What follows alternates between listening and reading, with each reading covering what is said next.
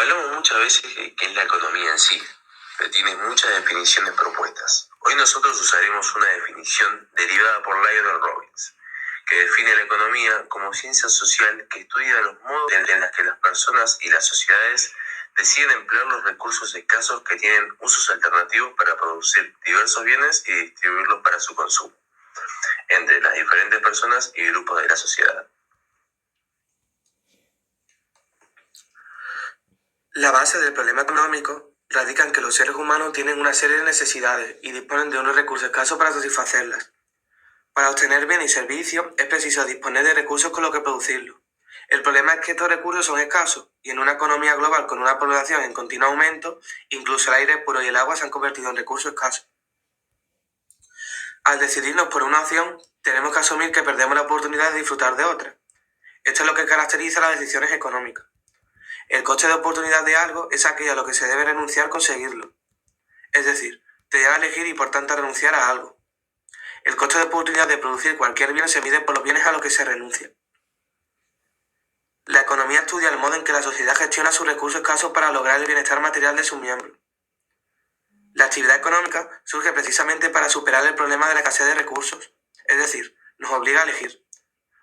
Por lo tanto, los responsables de elegir son los agentes económicos, en el que se encuentran las familias y los individuos.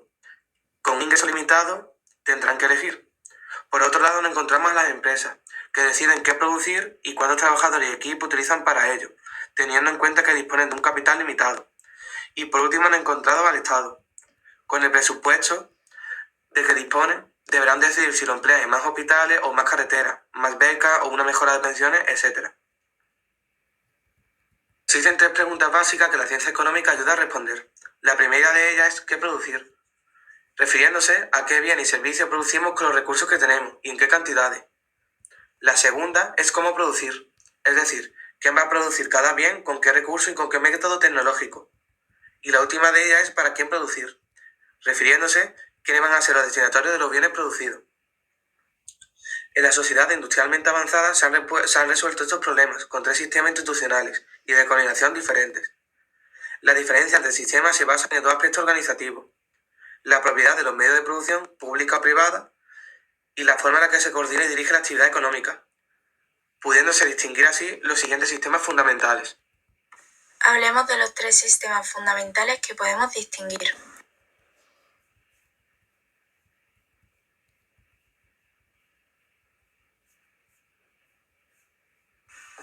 La economía de mercado consiste en la producción de bienes y servicios para satisfacer necesidades que serán cubiertas mediante el intercambio voluntario de dichos bienes y servicios en el mercado, donde existe un juego libre entre la oferta y la demanda. En la economía de mercado, las personas actúan como oferentes y demandantes, teniendo el objetivo del intercambio de un determinado producto. Ese intercambio se produce porque existen unos intereses contrarios. Los principales mercados son los de bienes y servicios y los factores de producción.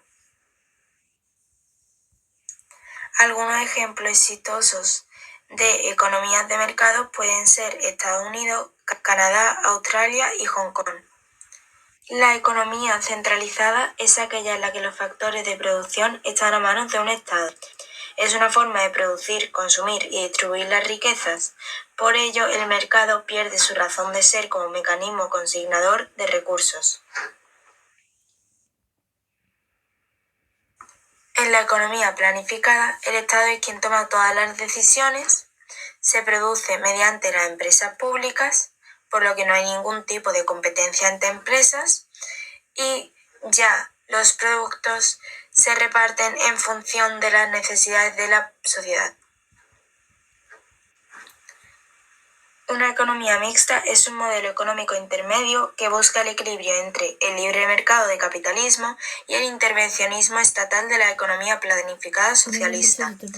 Para esto se delega en el mercado la asignación de los recursos, pero se permite al Estado regular su funcionamiento. Los agentes económicos se dividen en tres. Están las familias, que son las unidades económicas de consumo, las empresas, que son las unidades económicas de producción, y luego está el sector público. Las familias Tratan de maximizar todos los aspectos relacionados con el consumo y son demandantes de bienes y oferentes de factores. Luego están las empresas que tratan de maximizar los beneficios y son oferentes de bienes y demandantes de factores.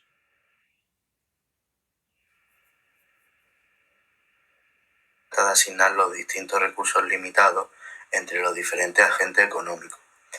En la teoría económica actual se utilizan dos enfoques para estudiar el funcionamiento de la economía: la microeconomía y la macroeconomía.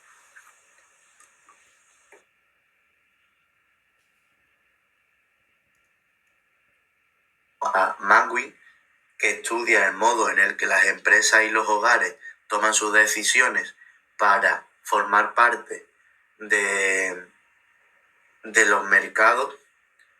Y por último tenemos a Krugman, Wells y Grandi, que estudian cómo los individuos van a tomar sus decisiones y cómo esas decisiones van a interactuar. Parte de la teoría económica que estudia están en un mercado aislado y responde a tres preguntas: precio, cantidad y bienestar. El precio en el que se intercambia un bien, la cantidad en la que se intercambia y el bienestar de los participantes. La macroeconomía tiene distintas caracterizaciones. Está la de McConnell y Bru en 1990, la de Mankiw en 2008 y la de Krugman, Wells y Grady en 2013. McConnell y Bru estudian la economía en su conjunto o las subdivisiones básicas, como por ejemplo el gobierno, las empresas o la familia. Mankiw estudia los fenómenos que afectan al conjunto de la economía, como la inflación o el desempleo. Y Krugman, Wells y Grady se ocupan del estudio de las fluctuaciones de la actividad económica en su conjunto. La macroeconomía se apoya en tres tipos de análisis que deben ser coherentes entre sí. El primero es el análisis verbal, utilizando conceptos económicos que explicamos. El análisis formal, mediante funciones matemáticas que captan relaciones entre variables económicas. Y el tercero, el análisis gráfico, mediante la representación gráfica de las funciones. Ahora vamos a hablar sobre la frontera de posibilidades de producción, que en ella nos podemos encontrar el modelo de teoría económica, el supuesto del modelo y la frontera de posibilidades. La teoría económica agrupa las leyes y axiomas de la ciencia económica y a su vez las agrupa en dos grandes ramas, la microeconomía y la macroeconomía. Un ejemplo de la teoría económica es el funcionamiento de los mercados a través de la ley de la oferta y la demanda. Aquí tenemos una imagen en la que podemos ver la línea de la oferta y la demanda que se cruzan en un punto, y ese punto es el punto en la que la oferta y la demanda acuerdan un precio sobre ese bien o producto. Los supuestos nos permiten entender la realidad de una manera mucho más fácil y a partir de ello construir modelos económicos. Necesitamos suponer que pasan ciertas cosas y poder predecir qué ocurrirá. La frontera de posibilidad de producción es una gráfica que muestra todas las distintas combinaciones de producción de dos bienes que pueden producirse con los recursos y las tecnologías disponibles. En esta gráfica, o sea, en la imagen, podemos ver que se trata de salud y educación. En el punto A hay 10, pongamos un ejemplo, 10 de la cantidad del bien salud y 0 de la cantidad del bien educación. Y así, pues, con el B, el C, el D, el E, el F, etc.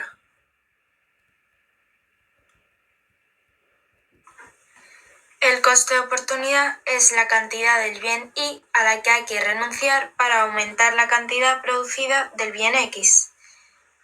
También, si hablamos de la productividad marginal del factor, es cómo varía la cantidad producida del bien cuando se contrata una unidad de factor adicional. Atendiendo a cómo se comporta el producto marginal del trabajo, aparecen tres tipos: rendimientos decrecientes del factor trabajo. Cada trabajador adicional contratado incrementa la cantidad producida del bien en cuantía menor que la anterior. Rendimientos constantes del factor trabajo. Cada trabajador adicional contratado incrementa la cantidad producida del bien en la misma cuantía que la anterior, y rendimientos crecientes del factor trabajo. Cada trabajador adicional contratado incrementa la cantidad producida del bien en cuantía mayor que la anterior.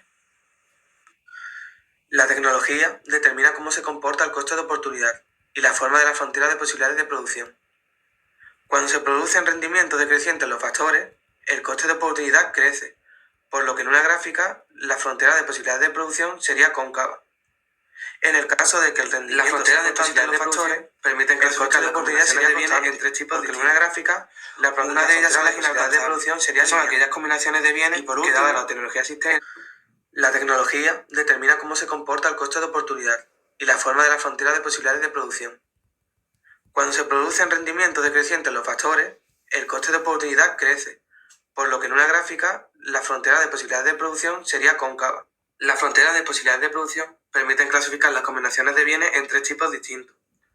Una de ellas son las inalcanzables, que son aquellas combinaciones de bienes que, dada la tecnología existente y la cantidad de factor trabajo disponible, no se pueden producir.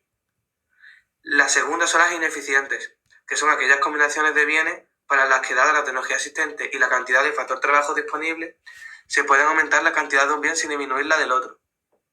Y por último, las eficientes, que son aquellas combinaciones de bienes para las que, dada la tecnología existente y la cantidad de factor trabajo disponible, no se pueden aumentar la cantidad de un bien sin disminuir la del otro. Las combinaciones que son inalcanzables en un momento dado no tienen por qué serlo siempre, debido a variaciones en la cantidad de los factores, mejoras tecnológicas u otros elementos, como pueden ser el aumento del capital humano, la acumulación de capital físico o la aparición de nuevos recursos.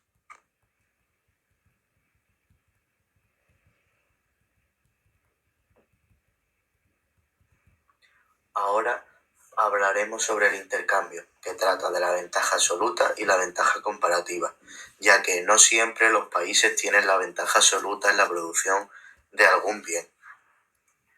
La ventaja comparativa y ventaja absoluta.